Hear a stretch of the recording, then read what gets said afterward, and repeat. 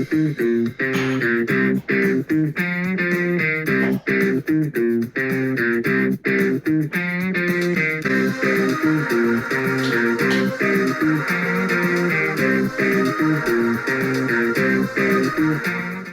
welcome back to the channel. Today we are reviewing.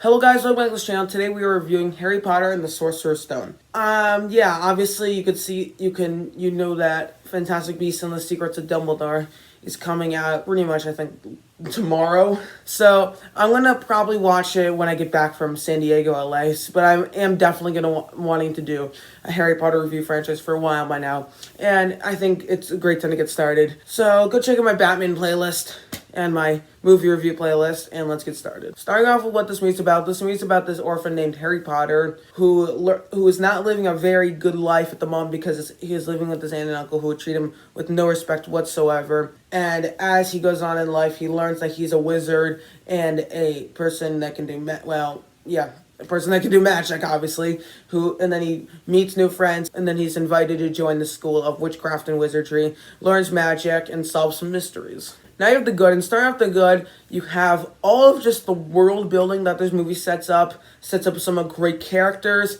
and I think as the franchise goes on, it just builds up and builds, and it just makes this movie better as you go on. Overall, I think this movie just works so well, and I think the world building parts of it, the whole first hour and a half of this movie, really up until like the end of the Quidditch game, I think is some of the best stuff in this entire franchise.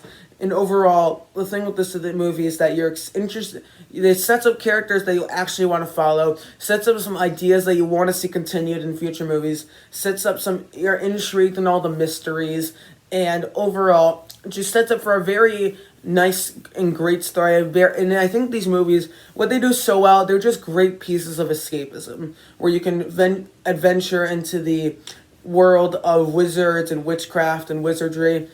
No, that's, whatever. And I think all of that in general just makes this just a pretty special movie. It's not without issues, and I do think the child actors aren't quite at their A game here, unlike they are in all of pretty much every other movie in the franchise. They're still pretty good here. But, yeah, I think this movie works really nicely. Next up, you have the mixed. And I think, as I said, the child actors aren't quite at their A game here. I think that's the one part I'm just not the biggest fan of. And I think, overall, I still think they're pretty great. And I think they're very interesting characters. They play some very interesting characters. But at the same time, they deliver some lines that don't quite work, and it's a little odd how it plays out.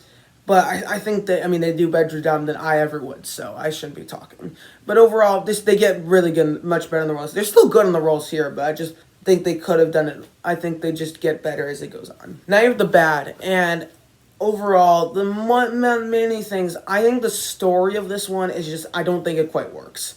It's not like the Batman 89 situation where there's a bunch of things where you can have a ton of nostalgia with, and it's not like that. I think it's like, sort of, you have a first half which I think is well structured, and you're mostly invested in most of the world building, and as it builds into the mystery involving the Sorcerer's Stone, it kind of transitions really quickly in a bit of a jarring way as you get near the end. You're still interested, I'm not denying that.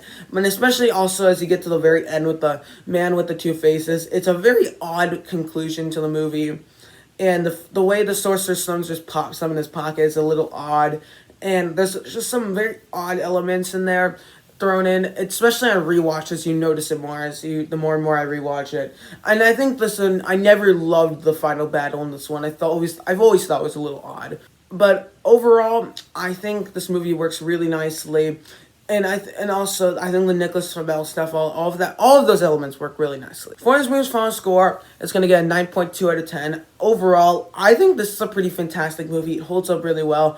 It's a great movie to put on every once in a while. I think it's a great kickoff to a great franchise. So yeah, I think it sets up some very nice ideas that are followed.